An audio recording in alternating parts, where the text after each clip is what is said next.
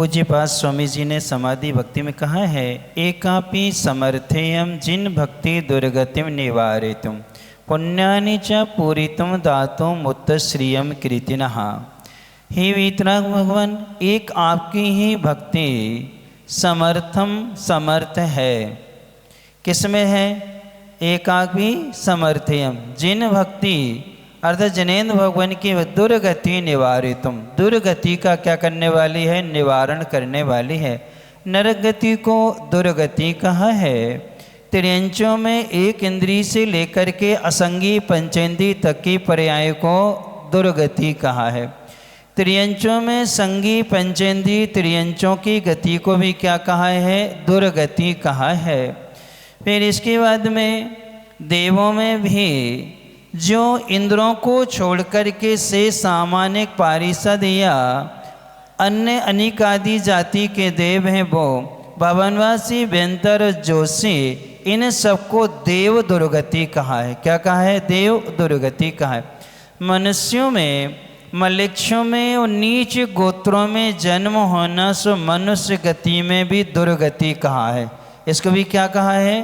दुर्गति कहा है।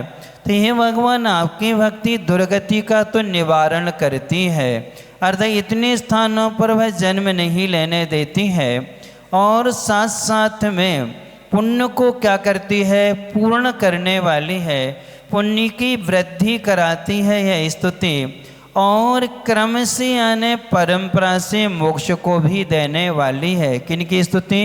जिनेन्द्र भगवान की स्तुति। इसलिए स्तोत्र है विशापहार स्तोत्र। ये 7वीं शताब्दी में एक महाकवि धनंजय जी हुए हैं, बाद में इन्होंने मुनि दीक्षा ली है। ये 7वीं शताब्दी में धनंजय जो कवि, आज से 1400 वर्ष पहले, कब? 1400 वर्ष पहले इनकी कृति मिलती नाम माला शब्दकोश, जिसमें एक शब्द के अनेक शब्दों के क्या हैं? पर्यायवाची शब्द दिए हुए हैं। नाममाला कोश है।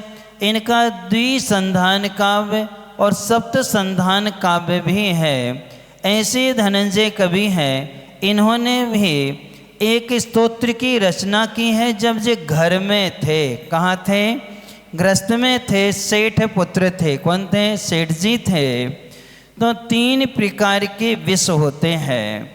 एक होता है पंचेंद्रिय के जो विषय भोग हैं उनको विष कहा जाता है। किसके? पंचेंद्रिय के विषयों के जो विषय हैं उनको विष कहा है। कसायों को भी विष कहा है। किसको? कसाई को विष कहा है। फिर इसके बाद में जो हिंसक त्रियंच हैं उनके मुखिया दांत आदि में पाए जाने वाले जहर को भी क्या कहते हैं? विष कहते हैं। रसायन को भी क्या कहा है? विष कहा है। तो इनमें से विष का अपहार यानी विष को क्या करने वाले हैं? दूर करने वाले हैं। किसको?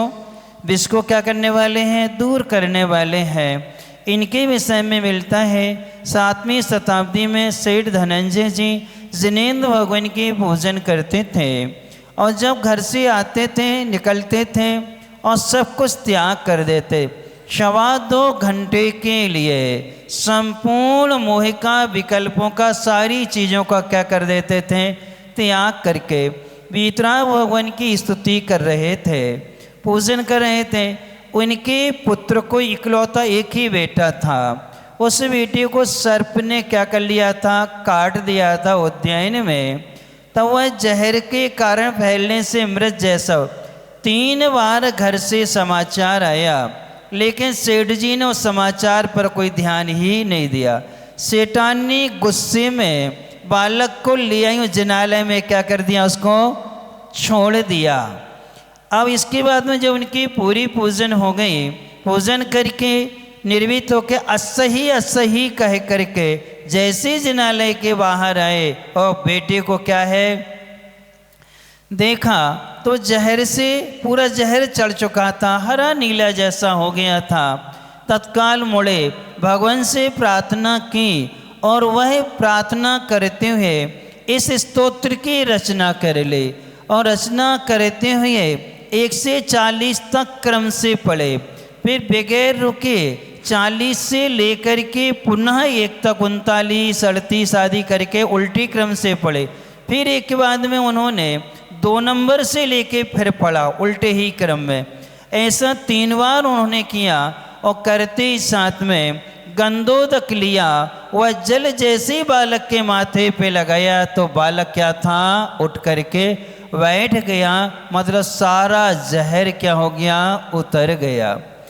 इस प्रकार के अनुभवी लोग हैं, बहुत सारे लोग हमें मिले थे। आप लोगों के पास में ही है, प्रतापगढ़ में है, शांति लाल जी जैन, और वो बाबा जी जो है उन्होंने इसके अनुभवी बताया कि वो पाठ करते हैं विसा पहाड़ स्तोत्र का 1 से 40, फिर उल्टे क्रम में चलेंगे 40 से 1, फिर 39 से 2, फिर 38 से 3, ऐसे क्रम से 40 ही बार क्या करते हैं, क्रम से उल्टे क्रम से पाठ करते हैं। तो उस जल को जिसके ऊपर छींटा दे देते हैं, चांदी के बर्तन में या कांच के गिलास आदि में, जार में, सामने जल को रख लेते हैं, स्तोत्र का पाठ करते हैं, वह जल जो है जैसे ही डालते हैं सारे जहर क्या हो जाते हैं, उतर जाते हैं। ये श्रद्धा है। ऐसी श्रद्धा के वशीभूत होकर के धनंजय जी ने इसमें, ये तो रासायनिक जहर है, लेकिन उन्हीं का इससे पंचेंदी के विषयजन्य जहर और कसायजन्य जहर, ये 2 जहर ऐसे जहर हैं कि इनसे हमारे कई भाव बिगड़ते हैं। सर्पादि के डसने से, रासायनिक जहर से एक भाव बिगड़ता है, लेकिन पंचेंदी के विषयों से और कसायों से कितने बिगड़ते हैं, अनेक भाव क्या है, बिगड़ते हैं। इसलिए ऐसे जहर को दूर करना है। कौन सा, पंचेंद्रिय के विषयों का और साथ साथ में कसायों को, जहर को दूर करने वाला ये विसा पहाड़ स्तोत्र है। इसके जो रचयिता हैं वो है मुख्य रूप से धनंजय जी सेठ, धनंजय कवि, बाद में आचार्य मुनि बन करके जिन्होंने स्वर्ग की क्या की है, प्राप्ति की हुई है। इस का जो शब्द अर्थ है वो तो हमने किया था, और इसका जो पद्यानुवाद हिंदी में दोहा बनाया है वह पूज्य मुनिवर सिंह अजित सागर जी महाराज ने उसके दोहे बना दिए थे। अब उसी पर अपन ध्यान करते हैं। बहुत अच्छी है, बहुत प्राचीन स्तुति है। एक ही भाव, विसा पहाड़, कल्याण मंदिर, ये भक्तांबर से पहले के हैं। किससे हैं, भक्तांबर से पहले के लिखे हुए क्या हैं, ये काव्य हैं। इन काव्यों की भी महिमा यही है कि हमें अपने पंचेंदी के विषयों से और कसायों से विरक्त होते हुए 40 इसमें क्या है, श्लोक हैं। इस ग्रंथ के लेखक सेठ महाकवि धनंजय जी हैं। नाम ग्रंथ का है विसा पहाड़ स्तोत्र, जो तीनों प्रकार के विष को दूर करने वाला है, हरण करने वाला है। स्वात्मस्थितः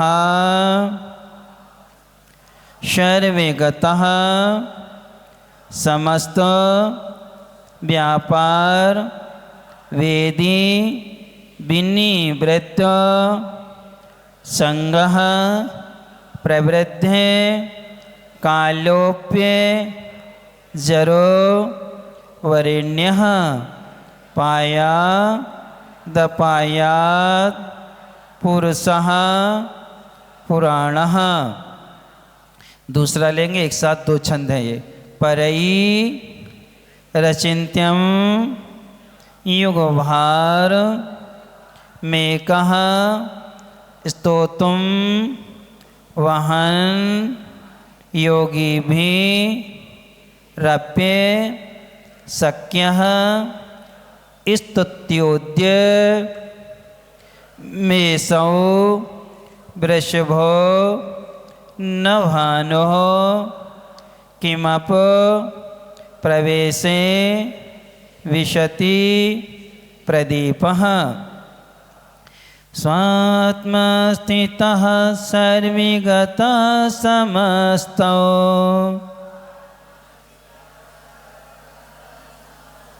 व्यापार वेदि विनिवृत्ति संगः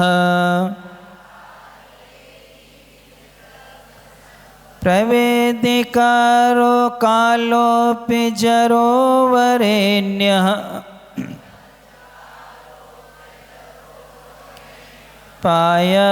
पायादपायात् पुरुषः पुराणः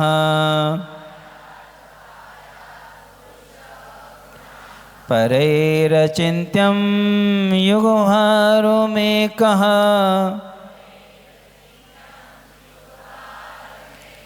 स्तोतुं वहन् योगिभिरप्य शक्यः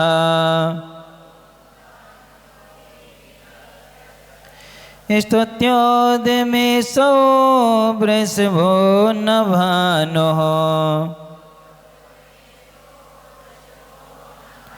किम प्रवेशे विशतिप्रदीपः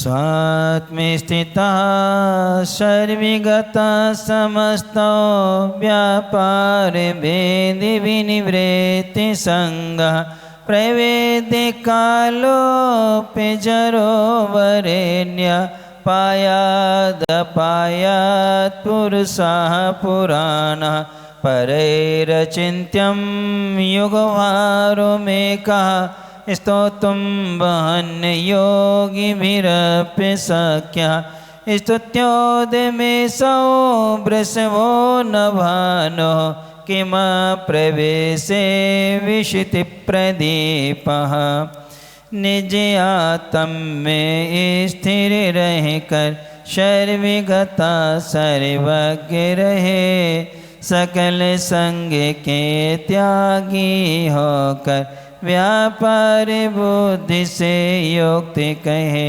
दीर्घ आयु वाले हो करके फिर भी जिनके नहीं जरा कर्म विपद से हमें बचावे वृषभनाथ से पुरुष पुरा अचिंत्य गुण गौरव के धारी आदिम युग का भार सहे योगी मुनि जन तुम महिमा को कहने में असमर्थ रहे वृषभनाथ के विशद विरध को अल्पमति में हूँ कहता जहाँ भानु न पहुँच सकता तो वहाँ दीप भी तम है हरता। अब इसमें दे रहे हैं ये उपज जाति छंद में इसके 40 श्लोक हैं। कोशिश करेंगे अपन 2-2 3-3 पढ़ेंगे। आप लोगों ने पहले पढ़ा है क्या? नहीं पढ़ा कभी? अच्छा, तो पढ़ना है कि नहीं पढ़ना? पूछ तो लें पहले, है नहीं पढ़ना? क्योंकि आधे से कम लोग हैं पढ़ने वाले, है ना। अब बहुत से लोगों की रुचि तो है ही नहीं है, कई लोगों की तो शुरू से रुचि नहीं रही। किसमें? क्लास में। पुरुष वर्ग में नहीं, महिलाओं में बहुत कम रुचि, बालिकाओं में तो गिनती की 2-3 बच्ची हैं, बाकी सब पढ़ी लिखी यहाँ की। क्या है? एक ने तो कह ही दिया था हमें सब आता है महाराज जी, जब महावीर अष्टक पढ़ा रहे थे तब कह दिए तो हमें सब आता है, इसलिए हम लोग क्लास में नहीं आते हैं। तो देखो, कभी भी त्यागी व्रतियों के मुख से जिन्हें वाणी का एक शब्द भी सुनने को मिलता है ये बहुत दुर्लभ माना जाता है। लोग तरसते हैं कि हमें कहीं से व्रतियों के मुख से क्या है एक शब्द मिल जाए, क्योंकि मुनि महाराज प्रायः मौन रह के साधना करते हैं। संघों में रहने वाले एलक शुल्लक भी सिर्फ साधना करते, क्या करते हैं? साधना करते, स्वाध्याय आदि कुछ भी नहीं कराते हैं। आगम का आज्ञा यही है, सिर्फ उपदेश देने का अधिकार है आचार्य जी को, उपाध्याय जी को। साधुओं को भी साधना करने का क्रम है। एलक शुल्लक को भी साधना मौन रह करके क्या करना चाहिए? साधना करना चाहिए। फिर भी आचार्य भगवंत की आज्ञा है, पूज्य महाराज श्री की आज्ञा है, अपने निमित्त से यदि 2-4 लोगों का धर्म ध्यान होता है, वो अशुभ से बच कर के शुभ में लगते हैं, तो उससे अपना ही लाभ होता है और धर्म की क्या होती है, प्रभावना होती है। कम से कम वो 4 लोग सुधरे हैं, उन 4 से 40 के जीवन में क्या आएगा, परिवर्तन आएगा। अपन संग में रहेंगे, अपन तो सुधराए हैं। अब वो जब ग्रस्त पढ़ेगा, ग्रस्त सुनेगा, तो घर के 4 लोगों को 10 लोगों को बताएगा, उन सब के परिणाम में क्या आता है, अंतर आता है। धर्म प्रभावना के निमित्त से हम लोग ये प्रयास करते हैं, इसलिए उत्साह और रुचि से ये स्वाध्याय कर लेना चाहिए। कब मिलेगा कोई भरोसा है क्या? कौन संग कब आएगा, कब चतुर्मास होगा, कब साधु रुकेंगे, इसका कोई भरोसा नहीं है। इसलिए अपन को शेष जितने दिन बचे हैं उनका अपन को क्या करना चाहिए, स्वाध्याय पूर्वक लाभ ले लेना चाहिए। दे रहे हैं स्वात्म स्थितः।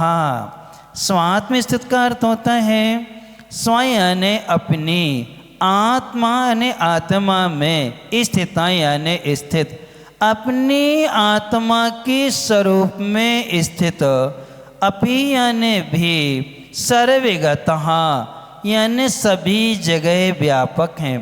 आप अपनी आत्मा में स्थित हैं और विरोध में क्या करें, सब जगह क्या हैं, व्यापक हैं। ये विरोध हो गया कि नहीं? इस मंगलाचरण में विरोधाभास अलंकार से स्तुति की जा रही है, मंगलाचरण कर रहे हैं। हे भगवान, आप अपनी आत्मा में स्थित हैं और दूसरियों के सर्वगता, आप सभी में क्या है, व्याप्त है। दूसरा दे रहे हैं समस्त व्यापार वेदी अपि। समस्त यानी संपूर्ण व्यापारों के, वेदी यानी जानकार हो कर के भी, जितने भी व्यापार हैं, जितने भी उद्योग हैं, उन्हें सबकी आप क्या हैं, जानने वाले हैं। फिर भी विनिवृत्ता संगः, फिर भी परिग्रह से रहित हैं। बगैर परिग्रह के व्यापार होता है क्या? व्यापार के लिए तो क्या चाहिए, पूंजी चाहिए पड़ती है, तो उसके बगैर होता नहीं है। फिर भी भगवान समस्त व्यापारों को जानने वाले हैं और आप परिग्रह से क्या हैं, रहित हैं। ये दूसरा परिहार। तीसरा है प्रवेद्य कालः अपि अजरः। प्रवेद्य यानी दीर्घ, काल यानी आयु, दीर्घ आयु वाले होकर के भी, अजरः आप बुढ़ापे से रहित हैं। किससे हैं? आप तो क्या करेंगे, दीर्घ आयु वाले हैं और फिर क्या करें, बुढ़ापे से रहित हैं। जैसे हमने एक पहेली आपको दी थी, आज तक किसी ने उत्तर नहीं दिया हमारे लिए। एक बुढ़िया थी, बचपन में मर गई, उसकी गुड़िया थी। उसकी क्या थी, एक गुड़िया थी यानी बिटिया थी। एक बूढ़ी अम्मा थी, बचपन में वे मर गई और उनकी क्या थी, एक बिटिया थी। अभी तक आपने उसका उत्तर नहीं दिया, कोश के लाना। ऐसे यहाँ कह रहे हैं कि यहाँ प्रवैद्य कालः, आप दीर्घायु वाले होकर के भी 84 लाख वर्ष पूर्व की आयु थी। कितनी थी? 84 लाख वर्ष पूर्व की इतनी दीर्घ आयु होकर के भी आप अज रहा, बुढ़ापे से क्या थे, आप रहित थे, आपकी वृद्ध अवस्था नहीं आई थी। तीसरा परिवार। चौथा है वरेण्यः श्रेष्ठ, पुराण पुरुषः, प्राचीन पुरुष भगवान ऋषभनाथ नहा हम सबको अपायात, दुख से या विनाश से, पायात यानी बचावें, रक्षित करें।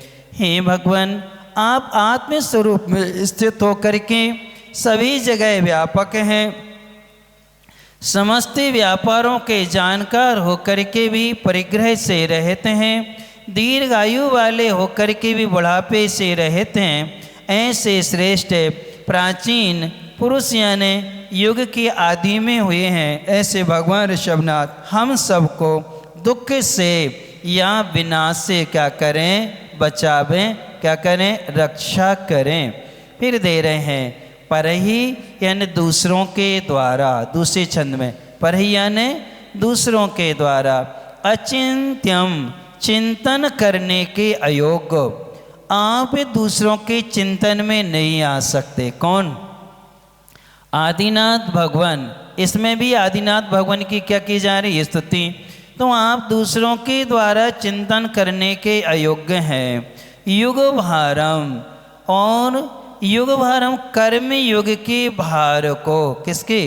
कर्म युग के भार को एक कहा अकेले ही वाहन यानी धारण किए हुए थे। योगी भी अपि मुनियों के द्वारा भी स्तोत्रम अशक्य, जिनकी स्तुति नहीं की जा सकती, ऐसे असो वृषभ, वे वृषभनाथ भगवान अद्य आज मैं स्तुत्य, मेरे द्वारा स्तुति करने के योग्य, अर्थात आज मैं उनकी क्या कर रहा हूँ? स्तुति कर रहा हूँ। सो ठीक ही है। क्यों? उदाहरण दे रहे हैं। भानो अप्रवेशे, सूर्य का जहाँ प्रवेश नहीं होता। किसका? सूर्य का जहाँ प्रवेश नहीं होता है। किम क्या?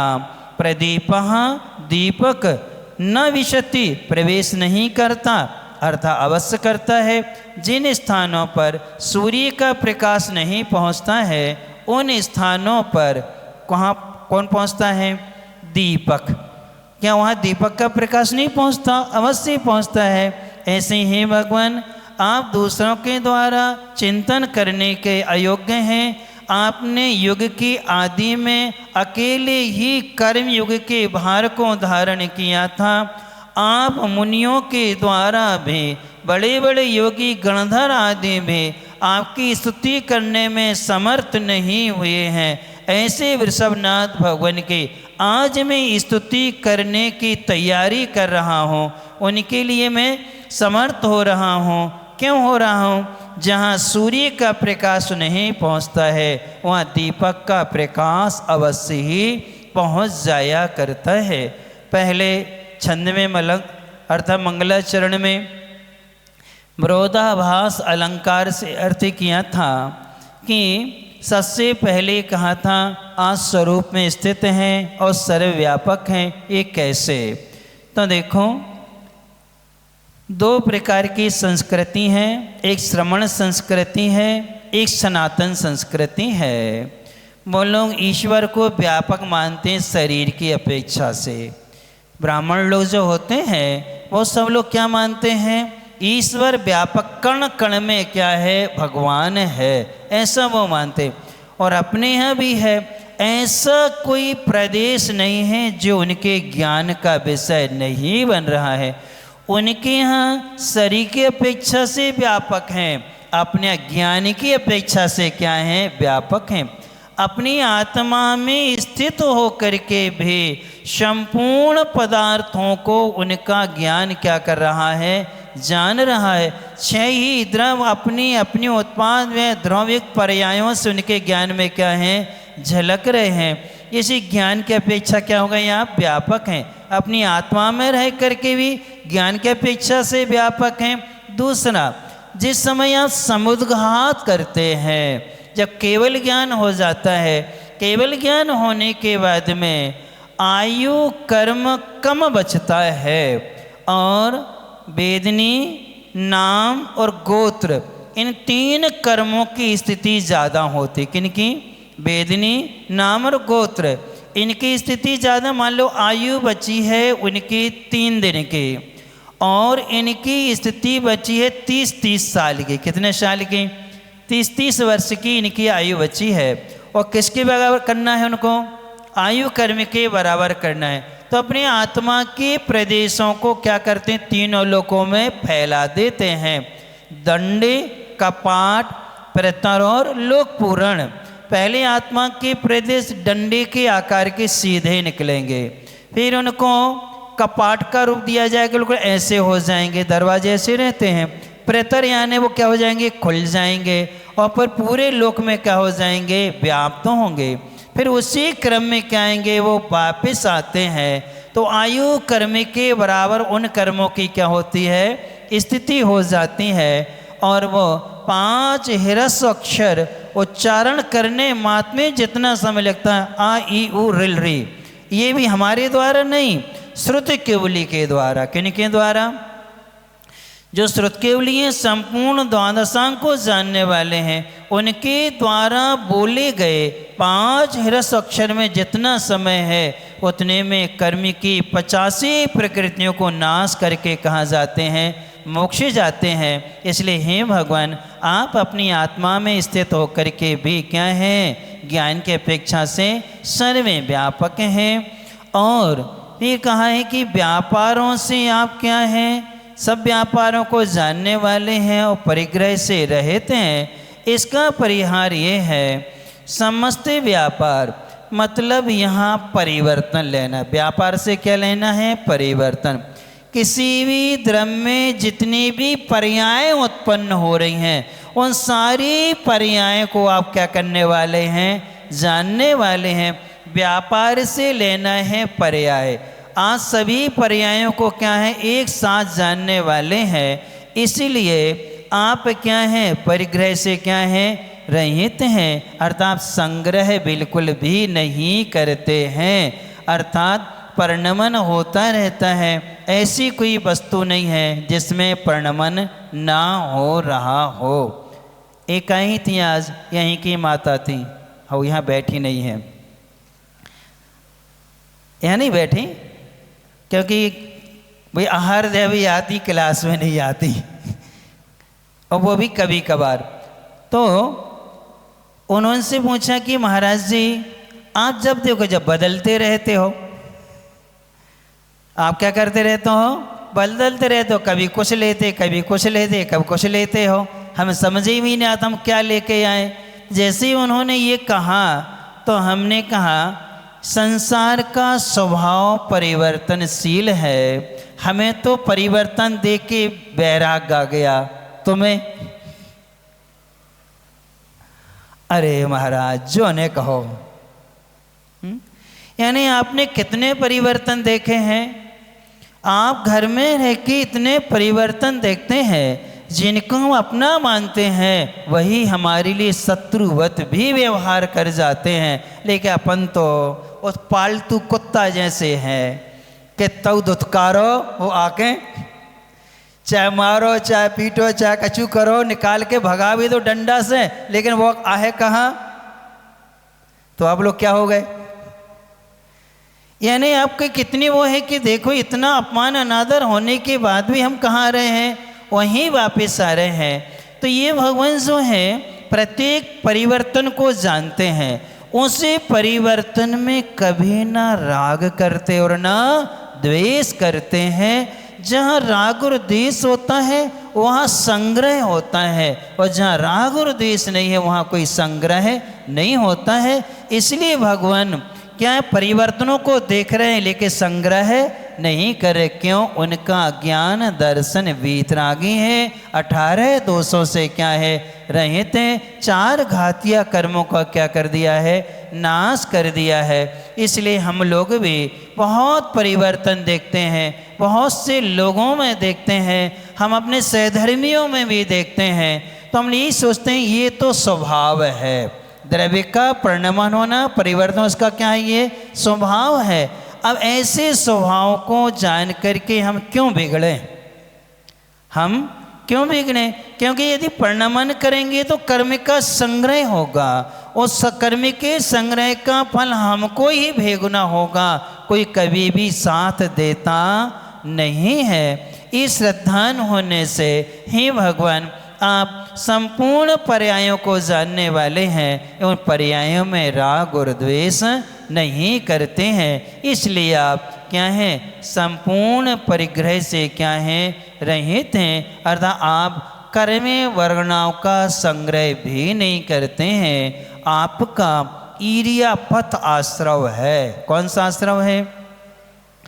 11वें, 12वें, 13वें गुण स्थान में कौन सा आश्रम होता है? ईर्यापथ आश्रम। कर्म का आना और कर्म का चला जाना। ईर्या यानी चलना, जाना आना जहाँ होता है वो ईर्यापथ है। आएगा और चला जाएगा, ठहरता नहीं। और सांप्रायिक में क्या होता है? वो ठहरता है। वो कसाइयों के साथ जो भी होगा वो सांप्रदायिक होगा, ठहरेगा, उसमें स्थित अनुभाग सब कुछ पड़ेगा। ईर्यपत आश्रम में आता और चला जाता है। जैसे आप लोगों ऊपर से हवाई जहाज निकल जाती है, आपको कोई फर्क नहीं पड़ता है। ऐसे हम लोगों के प्रवचन हो जाते हैं, क्लासें हो जाती हैं, लेकिन कोई फर्क, अपन तो माई के जैसे हैं, यहाँ से सुनते हैं और वहाँ से एक सुनने का और थोड़ी बहुत कसर रही, वरना चबक गई तो खड़े होकर कहीं साड़ी झला दे पे, पैंट ऐसे झराए और चलते बने कि चिपक के घर तक ना पहुँच जाए, है ना। ऐसा नहीं। तीसरा था, आप जो हैं दीर्घायु होकर के आप जो हैं वृद्धावस्था से रहित हैं, उसका परिहारी है जिन जिनको तीर्थंकर प्रकृति का बंध होता है। एक दूसरा, जो 63 साल का पुरुष होते हैं उनका कभी बुढ़ापा नहीं आता। किनका? तीर्थंकर प्रकृति वालों का बुढ़ापा नहीं आता। और शेष जो 63 साल का पुरुष हैं, 12 चक्रवर्ती हैं, 9 नारायण, 9 प्रतियन, 9 बलभद्र हैं, इनका भी क्या नहीं आता? बुढ़ापा नहीं आता है। इसे दीर्घायु होकर के भी आप तीर्थंकर प्रकृति की सत्ता वाले थे, इसलिए कुमार अवस्था में जैसे थे वैसे ही आप अंत समय तक क्या है दृष्टिगोचर होते रहे हैं। हे भगवान, आप हम सबके लिए क्या करें, संसार की जो अपाए हैं, दुख हैं, दुख के कारण हैं, जितनी भी बाधाएँ हैं, उन सब से हम सबको बचा करके हम सबकी क्या करें, रक्षा करें। हे भगवान, आप जो हैं चिंतन करने के अयोग्य हैं। पहला ये है कि आपको चिंतन इसलिए नहीं कर सकते हैं क्योंकि आप जो हैं अनंत चतुष्टयों से क्या हैं, सहित हैं। किससे सहित हैं? अनंत चतुष्टय से सहित हैं। अनंत चतुष्टय ने अनंत ज्ञान, अनंत दर्शन, अनंत सुख, अनंत वीर्य, इन अनंत गुणों से आप सहित हैं। और अनंत गुणों को हम अपने ज्ञान से जान नहीं सकते हैं। हमारा ज्ञान क्षौसमिक है और आपका ज्ञान कैसा है? क्षायिक है। अर्थात आपको तो द्वादशांग के पाठी श्रुति केवली भी आपको जान नहीं सकते हैं, जबकि सारे शास्त्रों को उनको क्या है, ज्ञान है। 48 मिनट के भीतर भीतर संपूर्ण द्वादशांग का क्या कर लेते हैं, वो पाठ कर लेते हैं। वो भी आपका चिंतन नहीं कर सकते हैं। क्यों नहीं कर सकते? उदाहरण के लिए, जैसे चक्रवर्ती का लड्डू जो बनता है, कैसे बनता? 1 करोड़ गाय का दूध निकाला जाता है। वो दूध जो है किसको? 10 लाख गायों को पिलाया जाता है। 10 लाख गायों का जो दूध निकलेगा वो दूध 1 लाख गायों को पिलाया जाएगा। उन 1 लाख गायों से जो दूध निकलेगा वो 10,000 गायों को पिलाया जाएगा। 10,000 गायों से जो दूध निकलेगा उससे दूध निकले 1,000 गायों को। 1,000 गाय का दूध निकलेगा वो पिलाया जाएगा 100 गायों को। 100 गायों से जो दूध निकलेगा वो 10 गायों को। और 10 गायों को जो दूध पिलाया जाएगा वो 1 गाय को। उस 1 गाय से जो दूध निकलेगा उस दूध का बनेगा लड्डू। उस लड्डू को चक्रवर्ती ही खा सकता है। यदि अपन ने खसखस के दाने बराबर भी यदि ग्रहण कर लिया तो नवोरियंताड़म हो जाएगी, यानी अपन को 2 नंबर चालू हो जाएगी, उठ के बाहर ही नहीं आ पाएंगे, यानी शुद्धि नहीं हो पाई। और क्या हो जाएगा? यानी वो सामर्थ्य किस में है? चक्रवर्ती में। क्यों? वज्र वृषम नारायण सहनन का क्या होता है? वो धारी होता है। उसका भोगो भोग अंतराय कर्म का प्रकृत क्षौसम होता है। 96,000 रानियों का क्या होता है? अधिपति होता है, इनका स्वामी होता है। ये सामर्थ उन्हीं में पाई जाएगी, अपन में नहीं पाई जाती है। ऐसे ही छाया ज्ञान वालों का चिंतन हम क्षौसम ज्ञान वाले नहीं कर सकते हैं। हे भगवान, आपने युग के आदि में अकेले ही कर्म युग को धारण किया था। कर्मयुग के दो अर्थ हैं। सबसे पहले सठ कर्म की आपने शिक्षा दी थी। संपूर्ण मनुष्यों को जीवन कैसे जीना है, असी मसी कृषि वाणिज्य शिल्प और कला, ये 6 चीज़ों को आपने क्या किया था, लोगों को शिक्षित किया था। फिर इसके बाद में कर्म युग को भी कर्म कैसे क्षय होते हैं आपने सबसे पहले रत्नत्रय को क्या किया था, धारण किया था। उसमें कोई मुनि महाराज नहीं थे, पहले ही मुनि दीक्षा दी कोई ने ली थी, तो कौन ने ली थी, वो आदि कुमार ने ली थी। इसीलिए आप जो हैं इतने महान हो कर के भी बड़े बड़े योगी उन्हें कहते हैं जो शुक्ल ध्यान आदि करते हैं, उन्हें क्या कहा जाता है, योगी कहा जाता है। जो रिद्धियों से संपन्न होते हैं मुनि महाराज, उन्हें क्या कहा जाता है, योगी कहा जाता है।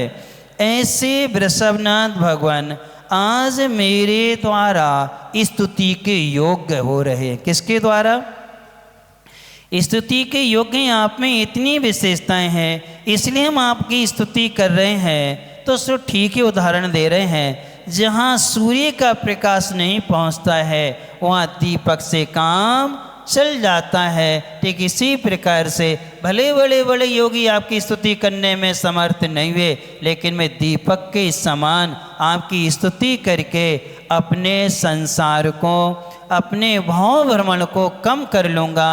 अपने पाप कर्म से मैं क्या हूँ, बच जाऊँगा, और पुण्य कर्म का मैं क्या कर लूँगा, संचय कर लूँगा। इसलिए वस्तु को जानने के लिए और संसार की असारता को समझने के लिए ये स्तुति बहुत अनिवार्य होती है कि जब तक हम वस्तु के स्वरूप को नहीं जानेंगे तब तक हमारे लिए क्या होती है, उसकी उपलब्धि नहीं होती। जैसे व्यापार की एक नीति होती है, हमने एक पुस्तक पढ़ी थी, रिच डैड पुअर डैड, यानी गरीब पिता और अमीर पिता। उसमें बहुत अच्छी दी थी कि 4 चीज़ें होती हैं व्यापार में। सबसे पहले इंटरेस्ट होना चाहिए। क्या होना चाहिए, इंटरेस्ट। फिर होना चाहिए इन्वेस्ट।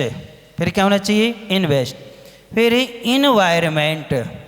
फिर होता है इम्प्रूवमेंट। कितनी चीज़ें हो गई व्यापार नीति में, 4 चीज़ें कौन कौन सी, इंटरेस्ट यानी रुचि, इन्वेस्ट यानी पूंजी का निवेश करना, उसमें लगाना, इन्वायरमेंट का अर्थ होता है देख रेख करना, निगरानी करना, संलग्न होकर के उसमें क्या है, इन्वॉल्व होना। तो अब कहीं इम्प्रूवमेंट का मतलब क्या होता है, क्या होता है, उसका फल या उसकी वृद्धि वो हमें तब मिलती है। अपन लोग क्या करते हैं, जितने भी व्यापारी हैं उस समय हम करते थे, तो हम तो देखते थे सब करते थे। आज लोगों का व्यापार में इंटरेस्ट भी है, इन्वेस्ट भी है, इन्वायरमेंट नहीं होता। क्या नहीं होता, इन्वायरमेंट नहीं होता। वो नौकर चाकरों के भरोसे क्या कर देते हैं, छोड़ देते हैं। जब तक हम स्वयं निगरानी नहीं करेंगे, स्वयं नहीं देखेंगे, तब तक हमें इम्प्रूवमेंट का ज्ञान हमें नहीं होते। कई बड़ी बड़ी कंपनियां क्या होती हैं, फेल भी हो जाया करती हैं। ऐसी ही व्यापार नीति की 4 चीज़ें हैं, ऐसी धर्म नीति में भी लगाना चाहिए। आपका रत्नत्रय धर्म में कितना इंटरेस्ट है, आपका धर्म में कितनी रुचि है, फिर रुचि के बाद में आप उसके लिए कितना समय दे रहे हो, आप अपना कितना समय उसमें क्या है लगा रहे हैं, मन वचन का है, तीनों योगों का इन्वेस्ट करना है। आपको अपने शरीर को उसमें लगाना है। अब लगाने के बाद में हमें रोज बार बार देखना है पहले की प्रवृत्ति कैसी थी, पहले के परिणाम कैसे थे। अब हमने ये शुरू किया है, इस स्तोत्र को किया है, इन व्रतों को किया है, ये साधना की है, अब उसमें हमारे परिणाम कैसे हैं, हमें क्या शांति का अनुभव हो रहा है कि नहीं हो रहा, ये बार बार निरीक्षण करना। तब तुम्हें इम्प्रूवमेंट यानी संवर पूर्वक निर्जरा का क्या होगा, बोध होगा। लेकिन अपन क्या करते हैं, तलवाड़ा वालों की तो विशेषता है, इंटरेस्ट बिल्कुल नहीं, इन्वेस्ट भी बिल्कुल नहीं, और इन्वायरमेंट तो है ही नहीं है। अब इम्प्रूवमेंट चाहते हैं। क्या चाहते हैं? कैसे मिलेगा इम्प्रूवमेंट? जब तुमने रुचि नहीं है, उसमें तुमने पूंजी लगाई नहीं है, आपने बार बार निरीक्षण नहीं किया है, तो तुम्हें फल कैसे मिलेगा? मिलेगा क्या? अच्छा, आप लोगों ने चतुर्मास कराया, चतुर्मास का इम्प्रूवमेंट क्या है आप बता दो बस। इंटरेस्ट तो था, आगवानी के समय इंटरेस्ट देखा था हमने, स्थापना तक इंटरेस्ट रहा है, और स्थापना के दिन लोगों ने इन्वेस्ट भी किया था, कलश आदि से जुड़ गए थे, परंतु इन्वायरमेंट दिखे ही नहीं हमें। वो जो लेके आए थे और स्थापना कराई थी, वो सब क्या हो गए? इन्वायरमेंट नहीं किया। जब इन्वायरमेंट नहीं किया है तो आपको इम्प्रूवमेंट कैसे मिलेगा? कि चातुर्मास की सफलता क्या होती है? लेकिन जिनकी रुचि है, जिन्होंने अपना समय दिया है, तन मन धन लगाया है, तीनों योगों से जुड़े रहे हैं और बार बार वो अवलोकन करें, निरीक्षण कर रहे हैं, तो उनसे पूछना कि दीपावली के दिन उनको मालूम चलेगा इम्प्रूवमेंट क्या होता है। कि अर्थात ये स्तुति करने से, इन संतों से, इस धर्म से जुड़ने से हमें क्या लाभ मिला करता है। इसलिए आप व्यापार नीति को सफल बनाने में इन 4 चीज़ों को ध्यान में रखते हैं, तो धर्म नीति में भी चारों चीज़ों की क्या होती है? आवश्यकता होती है। ये मनुष्य रूपी, पर्याय रूपी पूंजी हमें इस धर्म व्यापार में क्या करना चाहिए? लगा लेना चाहिए। तो हमें क्या मिलेगा? इम्प्रूवमेंट एंड संवर पूर्वक क्या मिलेगी? निर्जय मिलेगी। आप लोग कोशिश करें कि बहुत अच्छा धनंजय कवि का द्वारा रचा गया विषापहार स्तोत्र है। तीनों प्रकार के विष को दूर करने में क्या है? समर्थ है। पंचेंद्रिय के विषय रूपी विष को, और कषाय रूपी विष को, और रासायनिक विष को यानी जहर को भी क्या करने वाला है? ये दूर करने में क्या है? समर्थ है। ऐसी स्तुति करेंगे अपन लोग। आज की नियम का पालन कौन कौन ने किया? क्या नियम था? देव शास्त्र गुरु की वैयावृत्ति का नियम था, कोई ने नहीं करी होगी। जिनवाणी कौन कौन ने व्यवस्थित की जिनालय में आकर के? बस 3 4 महिलाएं, 5 6 7 लोगों ने। अव्यवस्थित करने वाले कितने हैं? जितने बैठे सब। व्यवस्थित करने वाले कोई नहीं है। अच्छा, मंदिर की सफाई कौन ने की होगी? कोई ने नहीं की। तो वैयावृत्ति कहाँ की? अच्छा, आहार भी सबने नहीं दिए होंगे, तब भी वैयावृत्ति नहीं है। वो तो जिन लोगों का चौका वो लोग दे लेते हैं, बाकी लोग तो निश्चिंत रहते हैं। तो ये वैयावृत्ति श्रावक का कर्तव्य है। नियम देने की अपेक्षा उत्साह से अपन को करना चाहिए। नियम तो उनको दिया जाता है जो लोग इसकी महिमा को जानते नहीं हैं, उनकी महिमा उनको बतलाने के लिए नियम दिया जाता है। अपन को तो क्या करना चाहिए? लालायत होना चाहिए। हमारे पास कई अजैन लोग आते हैं, या काम करने वाले भी कहते हैं कि महाराज ये सौभाग्य हम लोगों को कब मिलेगा? क्या ये हम लोग नहीं कर सकते क्या? और सोचो, उनके मन में ये वेदना है और अपन लोग सबको संपन्न होकर के नहीं कर पाते हैं। तो जिनने जैसा पालन किया है उनके लिए आशीर्वाद, और जिनने नहीं किया उन सब के लिए क्यों? न इंटरेस्ट है, न इन्वेस्ट है, इन्वायरमेंट भी नहीं, तो इम्प्रूवमेंट तो क्या होगा? 0 ही मिले।